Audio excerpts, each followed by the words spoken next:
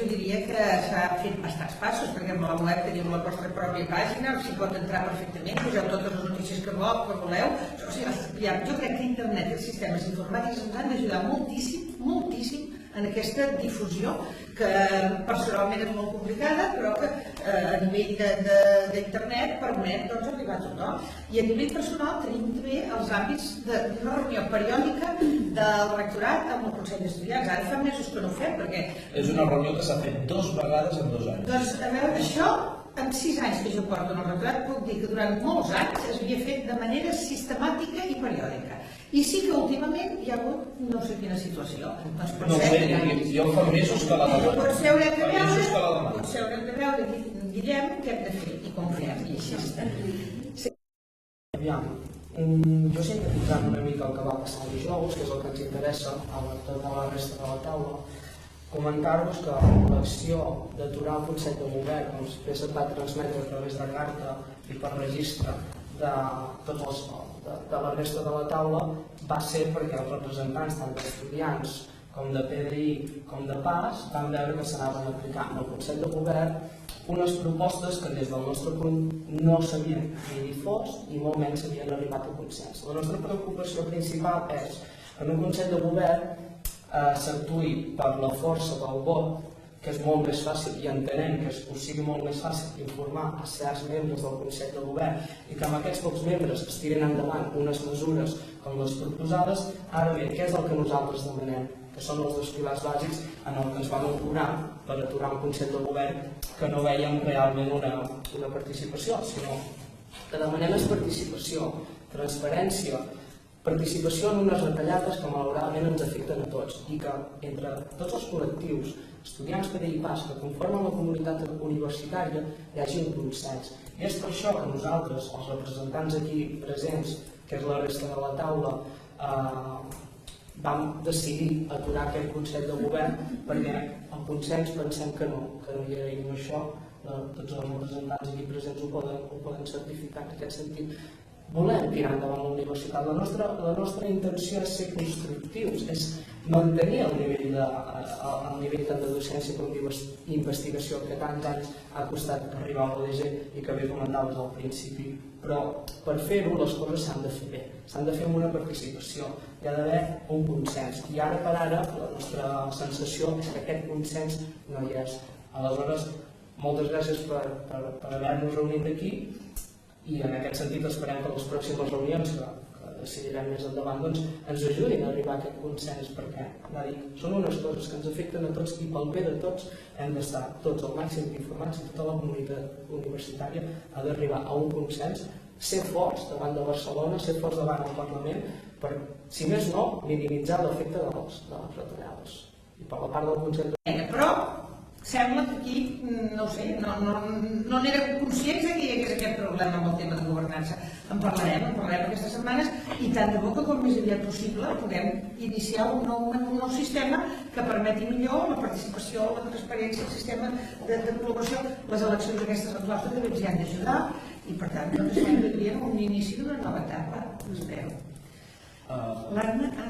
El tema de l'advocacia hem provat a part dels mitjans parlar amb gent de dret i de moment el que ens han dit els de dret és que sí que volen que estigui endavant.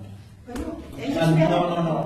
és una decisió que ens hagin dit sí, no, s'han hagut de rumiar, s'han hagut de rumiar, però diuen que sí, que en qualsevol cas no es volen trobar de cara. No tenim resposta escrita, això no crec que hagi pogut veure cap part de la revisió fiscal. No, amb els estudiants. Els estudiants pretenen que sí, que ho volien tirar endavant perquè semblava que hi havia moments en què no, perquè els propis estudiants estaven en contra, això ho havíeu dit, no? Estaven en contra que haguessin de fer un màster per... O sigui, els estudiants estan en contra que els últims llicenciats hagin de fer aquest màster per poder abogar si altres no ho han hagut de fer. Ho sé, però s'ha arribat a un acord el 2006 com a... Sí, ho sé. Hi ha hagut 2 anys de negociacions amb el Ministeri. Però tot i això, el que no es volen trobar tampoc és que per llei al final es digui que ho han de fer per nassos i que llavors ho hagin de fer a Barcelona.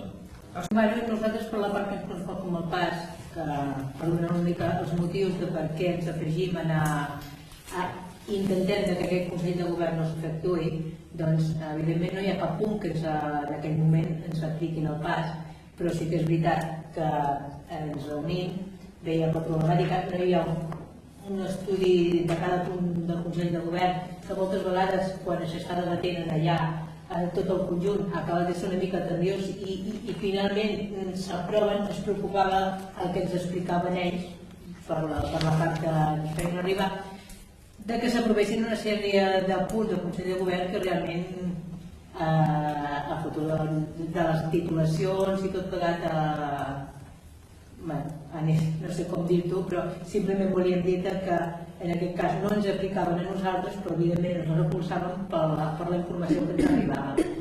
Per tant, quina seria la idea? Sortir amb aquest calendari que ells estan dient, si es pot treballar per totes les parts que toquin i minimitzar al màxim les retallades, que seria aquesta la idea, no només pel banc.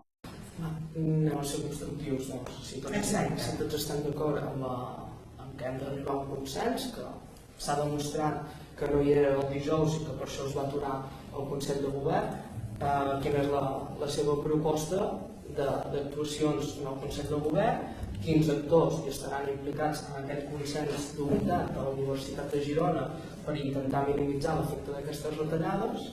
Quina és la seva proposta? Isaac, a veure, la meva proposta és funcionar amb el sistema que tenim democràtic de treball. Tenim unes comissions que analitzen els temes. Tenim un Consell de Govern en el que està representat tothom i que tothom vota, i ben lliurement. Vull dir que els vots del Consell de Govern són el resultat de la voluntat de la universitat. Que a vegades no estem d'acord, a vegades sí, però que la realitat és aquesta. Per tant, funcionarem tal com tenim establert democràticament. Què hem vist? Que hi havia necessitat de seguir parlant i explicant amb altres fòrums. Ho havíem fet ja amb el cas de degans i directors de departament. Ens havíem trobat 3 vegades per discutir els temes i havíem arribat a acord. Ens havíem reunit amb la mesa, amb el comitè d'empresa i amb la junta de personal de professorat, amb el comitè d'empresa i la junta de personal de PAS. I no ens havíem reunit amb el Consell d'Estudiants. Hi havia hagut reunions. Que ja s'havien fet reunions amb els degans, s'havien fet reunions amb directors, que són membres del Consell de Govern, amb els estudiants s'havia de parlar, ho han fet poc, o s'havia de fer. S'han reunit en comissió i junta, que no són membres del Consell de Govern, però no ens hem reunit com el PAS, que és membre del Consell de Govern. De fet, la comissió de claustre, que és la comissió de plats, corregiu-me si no m'equivoco, però fa més de 2 anys que no reuneix, amb la qual cosa no hi ha una voluntat política de fer política de pas. No hi és. Hem confós els representants legals dels treballadors, comitè i junta, amb els representants de claustre i, per tant, els representants de fer política de pas en la Universitat de Girona. Dijous va passar una cosa que es va